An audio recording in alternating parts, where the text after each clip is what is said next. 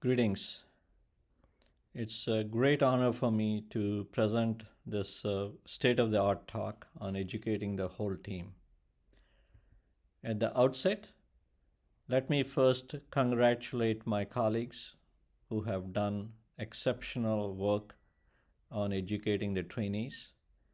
And I would like to present the work done by our group from Texas Medical Center in collaboration with the Houston Community College, Boston Scientific, as well as UC San Francisco VA. Let me first reflect on how endoscopy service has evolved over the last 50 years. In order to learn about it, let us look at how digestive diseases were managed in the 1950s and 60s before endoscopy evolved into a distinct specialty. At that time, digestive diseases required surgery, whether it is for controlling bleeding from varices or peptic ulcer, removing polyps from the colon, or retrieving stones from the bile duct. All these required surgery. In 1970, with the initial description of colonoscopic polypectomy, endoscopic hemostasis of variceal bleeding and peptic ulcer bleeding, as well as ERCP with sphincterotomy and retrieval of stones, endoscopy started to play a role in the management of digestive diseases. Over the last 30 to 40 years, endoscopy has grown and expanded in its offerings. Nowadays, endoscopists could do whatever surgeons did in principle. They could cut tissue, coagulate bleeding vessels, close perforations, bypass obstructed ducts, offer bariatric as well as third space endoscopy. In addition to the breadth of endoscopy, the volume of endoscopy has certainly exploded. By 2020, nearly 22 million endoscopies have been performed just in the United States for management of digestive diseases. Ladies and gentlemen, I'm sure you all agree, and we should also celebrate the fact that endoscopy service has certainly exploded in the last 30 to 40 years. Now, let us talk about endoscopy team. Are we going in the right direction as a team so that we are prepared for the future? Or are we going in the wrong way? So in order to understand this, let me take you to the past. About 30 years ago, when I was a fellow in training, at that time the team consisted of an endoscopist, a nurse who served as a first assistant, and a second nurse who provided conscious sedation, monitored the patient, and even went to the back table to assist with the procedure, and then came back and completed the paper charting. So keep that thing in mind, and let us look at what has happened in the last 10, 15, 20 years. We all have noticed that patients prefer to have total intravenous anesthesia, and anesthesiologists and CRNAs have taken up that role, and our nurses have lost that skill, including monitoring of the patients. And with the wide use or introduction of electronic health record, our nurses have become bogged down entering a lot of data into the electronic health record, to the point that whatever skills that these nurses had in the past, those skills slowly started eroding. In addition, due to the cost cuts, endoscopy units have replaced nurses with technicians, because technicians, the salaries are less than a nurse. And in some units, especially ambulatory surgical centers, the nurse has been replaced to a floating nurse that came in as and when required. So these changes have certainly eroded the skill set of endoscopy nurses and as well as technicians. Another factor that played a role is the high turnover of endoscopy staff. Just last week, one of my nurses came and said, "I'll be leaving." And when I was reflecting on that, I came upon this paper by Ivan Dillon from University of North Carolina, who wrote the impact of high turnover of staff. In his own unit, 14 nurses turned over in 2 years, and that has certainly impacted the quality of colonoscopy service in his unit. With this information, I'm afraid to say that the endoscopy team is at risk of implosion, especially when we don't have a formal training program for nurses and technicians before they enter the endoscopy unit. So now let me talk about the endoscopy tech training. What is the current status? First of all, we don't have much data, and because of that, we did a survey. This survey was conducted at the Texas Interventional Endoscopy Group annual meeting about 2 to 3 years ago, and we had a reasonably good number of nurses and technicians who participated in this survey. We wanted to find out about their education, their experience, and their knowledge and confidence in infection control practices. Majority of the nurses and technicians who enter endoscopy unit as their first job have not had any formal training in endoscopy. They usually get anywhere between 2 to 6 weeks of training before they're let loose.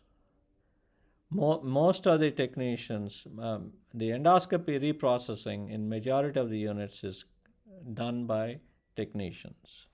Only a third of them have been certified in the survey. When we asked them about their knowledge and confidence level in endoscope reprocessing, the technicians shared that they had a very high confidence, but when we checked their knowledge, it did not pan out. Their scores were not in the 90 plus range, not even 80 plus range. So, let me show you this report card and let me summarize. Prior training in endoscopy for both nurses and technicians is missing. Certification in endoscope reprocessing is limited. Knowledge in infection control is not satisfactory. Ladies and gentlemen, what type of grade are you going to give for this type of report card? I don't know what type of grade I would give, but this needs our attention. We need to do something to train the team. So let me take you to the next step, endoscopy tech training, building a team. At the outset, I must confess and disclose that I'm I am not a trained educator, but realizing that there is a need for this, I've taken a path along with my colleagues at the Texas Medical Center, and I would like to share our journey. Starting in 2015 to 2021, we took several steps that led to the development of this training program for endoscopy technicians. And let me take you through this journey. First is, what is the difference between a surgical tech and an endoscopy technician? Surgical technician assists surgeons, and before they enter the operating room to assist the surgeons, they have to go through a 2 years of associate degree and certification before they can enter the operating room and assist. Their training and certification is recognized by the Human Resource Departments, or HR. In contrast, endoscopy technicians learn on the job. They don't have prior training opportunities, so they learn on the job. Over years, they become very good. They learn a lot about endoscopy. They develop a lot of skills. But unfortunately, HR does not have a system to recognize their skill set. That leads to job dissatisfaction and high turnover of staff, which, as you all agree, impacts our endoscopy service. So this is what I have pitched to the Chancellor of the Houston Community College in an email in 2015, and urging him to consider developing a structured training program for endoscopy technicians. He introduced me to the Chancellor of the Houston Community Colleges, introduced me to the President, Dr. Phil Nicotera, who did his own survey of Texas Medical Center endoscopy unit managers and asked them if they need structured training for technicians. One of the nightmares of an endoscopy nurse manager is when somebody comes and knocks at her or his door and says that I'm leaving. A nurse or a technician comes and says, I'm leaving. We don't have a way to replace that position. It may take several weeks, and some places may take several months. And based on that, they shared that we wanted it yesterday.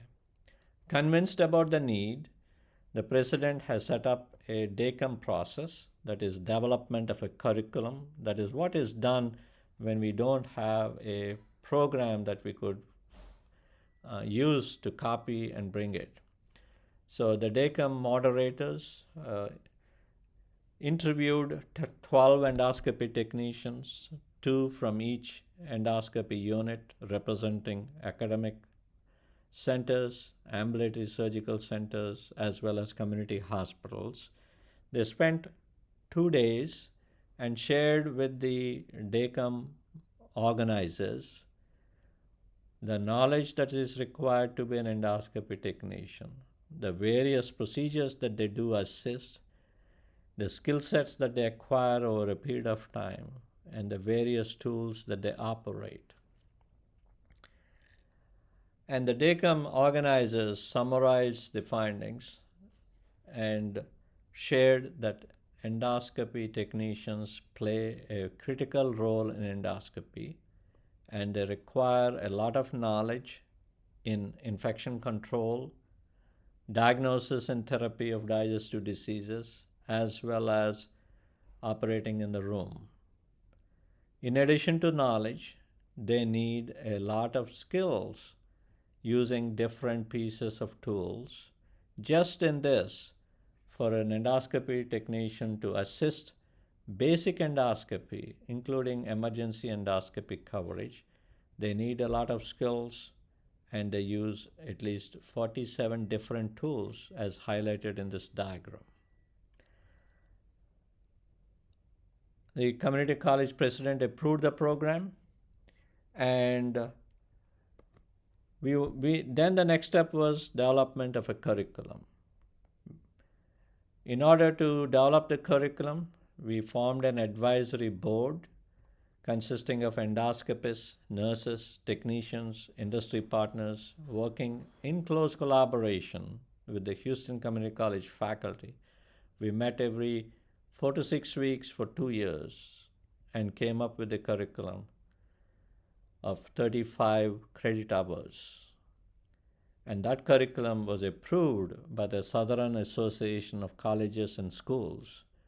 And this is the granting agency that would allow a community college to start a brand new program.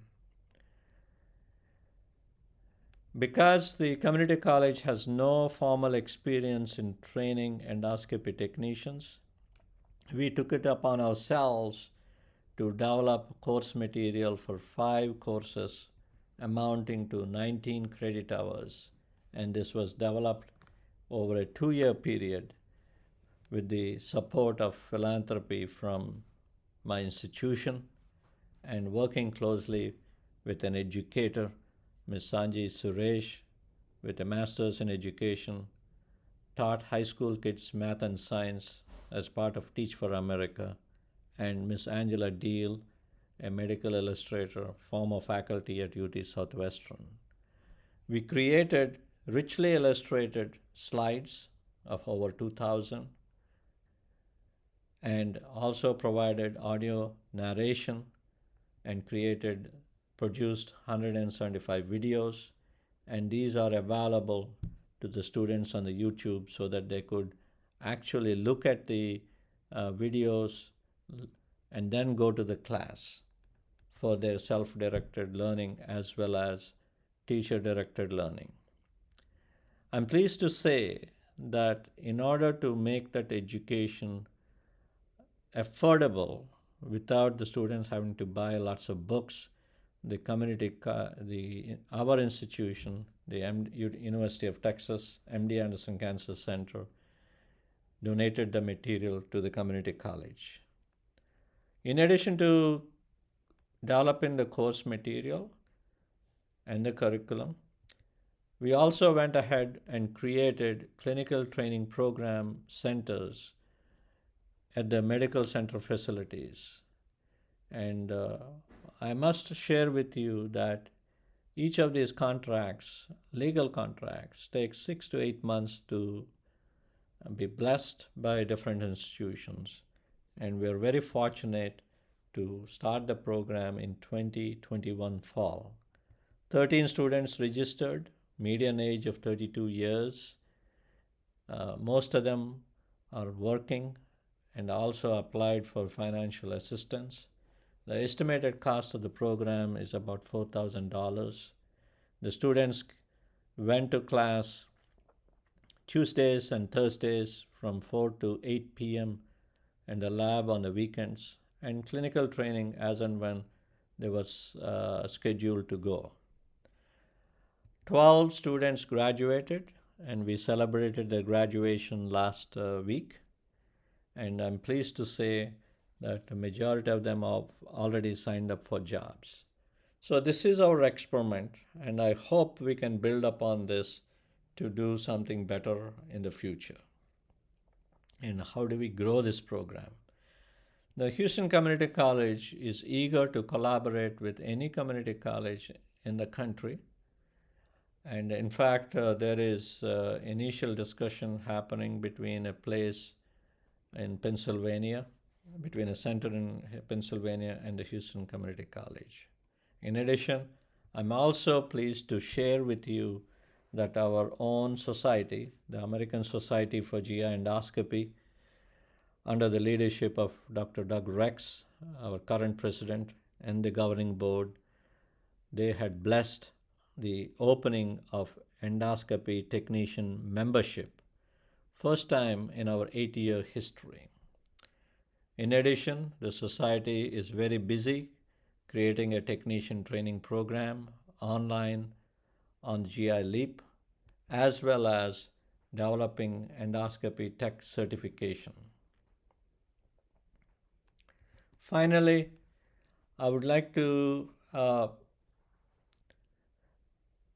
ask how are we doing in terms of our colon cancer screening initiative in our country. With 20 more million lives added for screening by decreasing the age from 50 to 45, we may have to look at other options. How do we increase the workforce? If I look at anesthesiologists, how they work in collaboration with certified registered nurse anesthetists, each anesthesiologist running 2 to 3 rooms, maybe we should look at and create and develop certified registered nurse endoscopists that could do screening, that could do diagnostic procedures under the guidance of an endoscopist. Maybe an endoscopist could run 2 3 rooms with trained certified registered nurse endoscopists. I believe that we could get there. And finally, in conclusion, educating the whole team is a team sport. It requires multiple coaches, and I would like to acknowledge the support of several coaches who made this possible, from the Houston Community College, MD Anderson Endoscopy Team, Baylor College, Boston Scientific, MD Anderson Administrative Support, Sanjay Suresh, Angela Deal, and Cancer Fighters of Houston. I also want to thank the philanthropy support that I've received from John Stroline, Charles Butt, Bootwalk Program of MD Anderson, and my own institution. Thank you.